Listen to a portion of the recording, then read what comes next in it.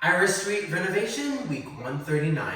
I'm Adam, and this week is all about cabinets. I installed the remaining base cabinets in my kitchen and even modify a cabinet so that I can fill a void that would otherwise be wasted space. Let's get cracking.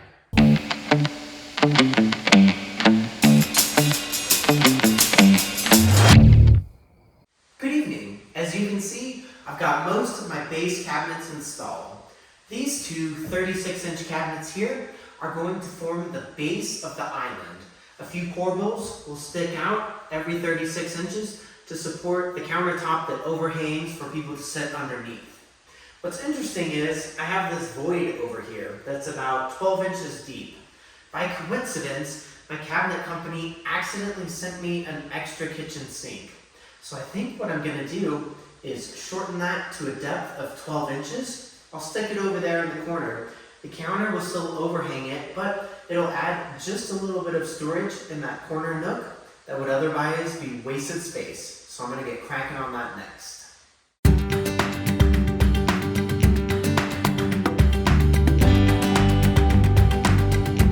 I enjoy any excuse to fire up my table saw. Here I am ripping this cabinet down to a 12-inch depth. Back downstairs, I assemble the remainder of the cabinet carcass.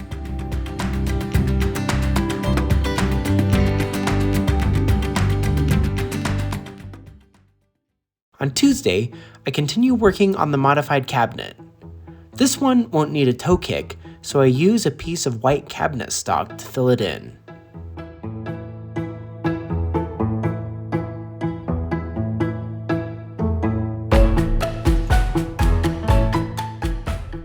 On Friday, I'm filling in the drawer openings on the modified cabinet. Keep in mind, this was a kitchen cabinet with non-functioning drawers, so I've removed the drawer fronts, cut them to fit in the openings, and I'm mounting them for a flush fill.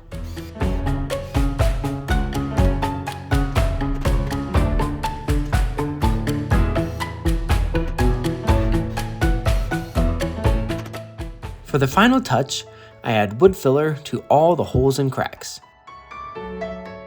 Now that I've filled the empty void with a cabinet, I can anchor the remaining kitchen cabinets. I'm using 2x4s as guides to keep things square, but also as a solid material to anchor the cabinets to.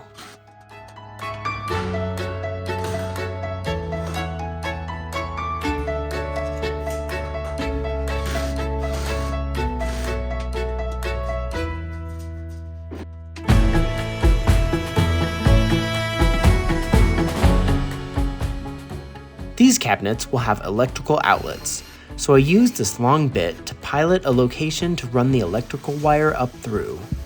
The middle is the best spot, so I drill a 3/4 inch hole. I cut a 2-inch by 4-inch hole to receive the gang. It looks good once the faceplate is installed, but I should have taped the finished cabinet surface to prevent splintering while I was cutting this opening. A hole is cut in the cabinet to receive the electrical wire, and conduit is added for protection. The wire is fed up the conduit to the gang. Now I can wire the outlet. With the faceplate on, I move on to the island backing. I have a 4x8 sheet of finished plywood from the cabinet factory that I will adhere to the back of my island for a consistent look. This sheet is hard to manage by myself and leaves me wishing I had a good outfeed table.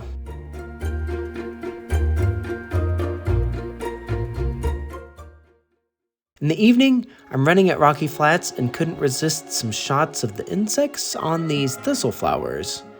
It was all around a beautiful evening, so enjoy some of these shots from my run.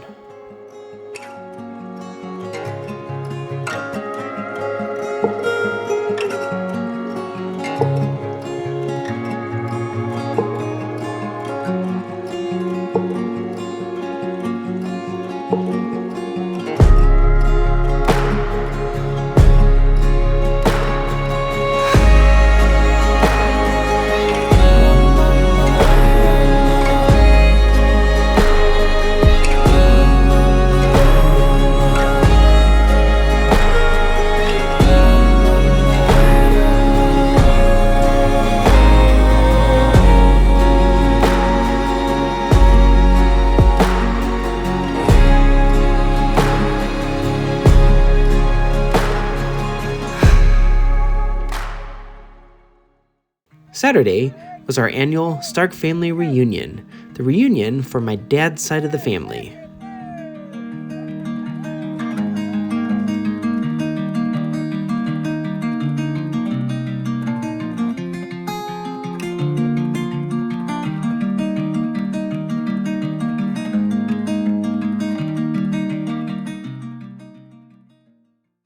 On Sunday, Dia and I had been planning to fly to Florida to visit Charlie's parents, Paul and Lila, as well as Charlie and Rachel. At the last minute, they had to cancel plans as Rachel's father, Anthony, had passed away on Thursday. I only met Anthony at Charlie and Rachel's wedding last May, but a few things were immediately obvious. He was very smart, he had a wonderfully ornery sense of humor, and he loved his family more than anything. Anthony, although I hardly knew you, you will still be dearly missed.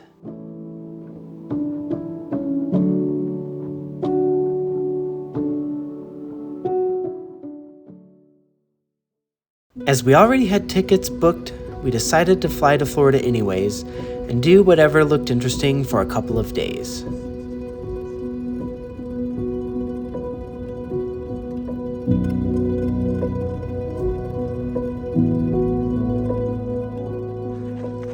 Hey guys, so I'm down here in Florida, running through the swamp.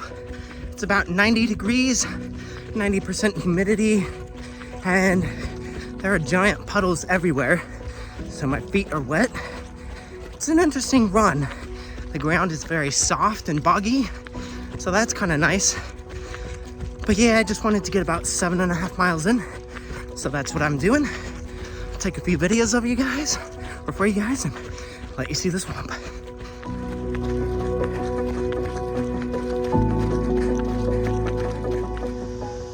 Don't want to run through this guy.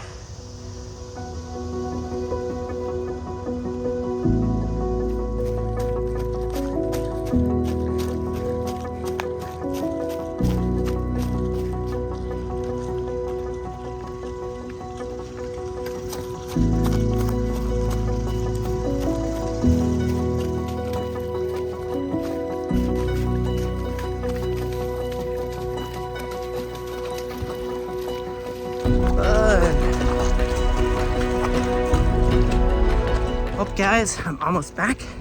That was definitely a hot one.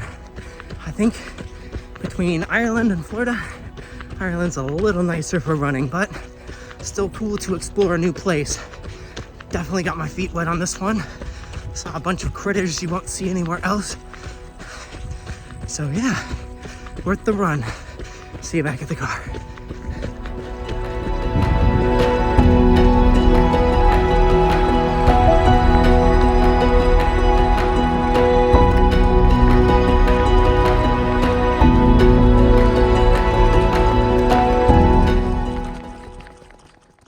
In the evening, after a pretty kick-ass dinner, we took a walk on Daytona Beach. You can't go to Florida and not go to the beach.